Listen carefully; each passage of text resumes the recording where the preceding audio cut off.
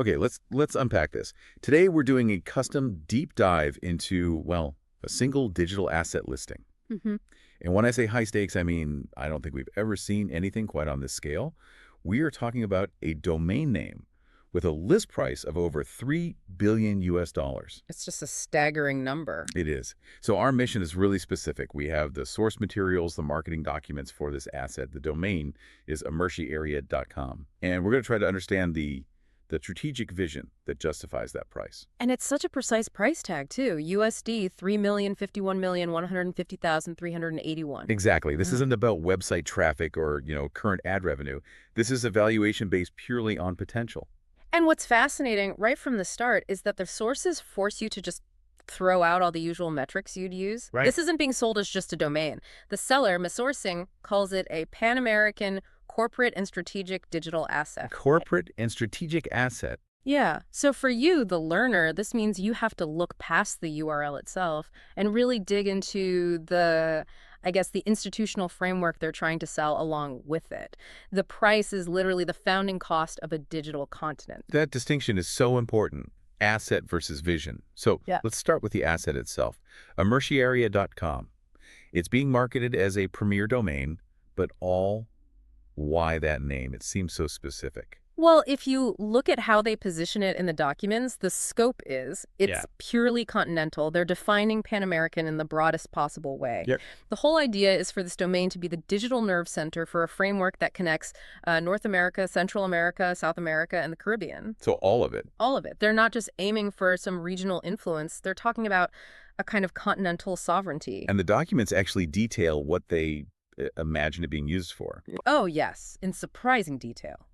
And it's all about consolidating. Well, power and logistics.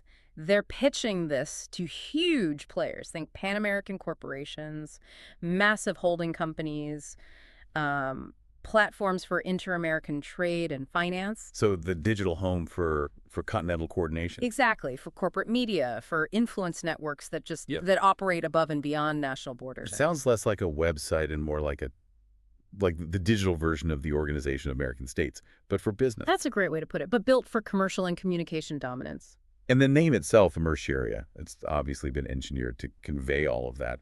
What do the sources say it's meant to communicate? They're very explicit. The name is designed for authority, for the long haul. The materials emphasize things like continental scope, corporate authority, geographic continuity. All the big institutional buzzwords. Exactly. And crucially for the digital world, inherent scalability and permanence. The idea is that it should sound like a massive, untouchable global institution from day one. It's like a ready-made corporate flag that screams credibility right out of the box. That's it. Okay, I have to pause on the price again, though. $3 billion. We've seen some huge domain sales. Voice.com, Cars.com. But this is a whole other universe. Yeah. How can they justify this without any existing traffic data? And that's really the core of this deep dive. The valuation is 100% forward-looking. Okay. It's based on the projected total market capitalization of the continental entities it could host over, say, the next 2 decades. It's what you might call a sovereignty premium. A sovereignty premium, I like that. I mean, if this domain becomes the anchor for a multi-trillion-dollar Pan-American trade platform, then that initial $3 billion, it becomes a rounding error. So the seller is basically asking for a percentage of the future GDP of a unified digital Americas. That's precisely it. You're not buying an asset, you're buying a founding partnership in a potential mega corporation. Wow. So if the domain is the continental banner, the next question is, have they built the headquarters yet?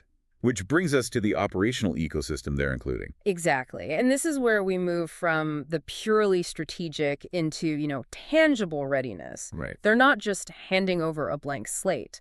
The documents say over and over that an active original social networking infrastructure is part of the package. It's designed for immediate deployment.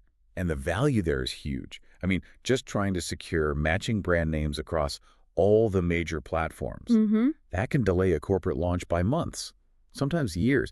You have squatters, you have existing users. Precisely. They list matching presences on Facebook, on X, on YouTube, and the key phrase they use is ready to use. Ready to It's use. already set up for corporate communications, for branding, and it's built to be expandable for, the multilingual, multinational audiences that a Pan-American vision would require. You completely bypass the digital land rush. You And I noticed that small, but I think telling footnote in the sources about the X-Link, something about privacy extensions causing issues on X.com. Yes. It's a minor detail, but it implies recent hands-on activity. This isn't some URL that's just been sitting there collecting digital dust. It's an active system. That little detail supports the whole package. The goal here is to get the time to market for a new Continental brand down to zero. Which at this level of play saves millions. Millions in lost momentum in operational costs. It helps validate that massive price tag they've put on the asset's readiness. Okay, let's pivot to the acquisition mechanics. For me, this was maybe the most intriguing part of the sources. How do you even conduct a transaction for a $3 billion piece of digital territory? You need a very specialized structure. And the sources detail that. They commit to a secure process. It's an escrow.com protected process, which is, the gold standard for these kinds of high-value transfers. It's standard practice. And they have a defined 30-day due diligence and settlement window. So standard, secure, professional. But the actual payment options are anything but standard. The sources lay out these highly specialized strategic exchange options. Which tells you who they expect the buyer to be. It does. This is for a consortium, a major investment vehicle, a global holding company, not an individual. And the most remarkable part of that, The financing structure, the availability of a shareholder deal exchange available up to 80%. let's unpack that, because that is wild. It really is. It means the seller, Mass Sourcing, is willing to accept up to 80% of the payment in the form of equity. Equity in what the buyer builds on the domain. Exactly, in the resulting Pan-American entity. That is a staggering vote of confidence. It's an enormous strategic signal. It is. It says that Mass Sourcing is so sure about the long-term, multi-decade success of this Americarea vision. They're willing to give up the immediate cash. Billions in cash in exchange for a substantial minority stake in the eventual megacorporation. It's an unprecedented move. It validates their own vision, but it also opens the door to buyers who have the corporate muscle, but maybe not $3 billion in liquid cash just lying around. Right. It basically turns the deal into an institutional merger agreement. It marries the seller's vision with the buyer's operational expertise. And then there's this other term they use, this very specialized phrase, that the asset may apply for perpetual island exchange. Now, for you, the learner, this is pure corporate jargon. What can we even infer from a phrase like that? We have to stick purely to the context in the documents, and the term perpetual island exchange seems to point towards some kind of maximal long-term institutional protection. Protection for what? Maybe a corporate structure that's designed for extreme jurisdictional stability. It suggests a way to insulate the digital asset and the company built on it from future geopolitical shifts, from trade disputes, from regulatory changes across all these different American countries. It sounds almost metaphorical, like creating a piece of digital offshore real estate that can't be touched. I think that's the idea. It reinforces that theme of permanence that the name itself is trying to project. It just underlines the sheer institutional ambition here. Precisely. And the seller's own summary of the asset's value really focuses on that idea of lasting digital sovereignty. What do they call it? They call Americarea.com a rare Pan-American digital territory, a premium brand suitable for decades-long utilization, and a strategic asset with inherent institutional credibility. They're selling the foundation for a generational project. And before we wrap this up, let's just revisit that main branding tagline they use, because it really crystallizes the whole thing. Structuring the Americas, powering continental vision. It says it all, doesn't it? It really does.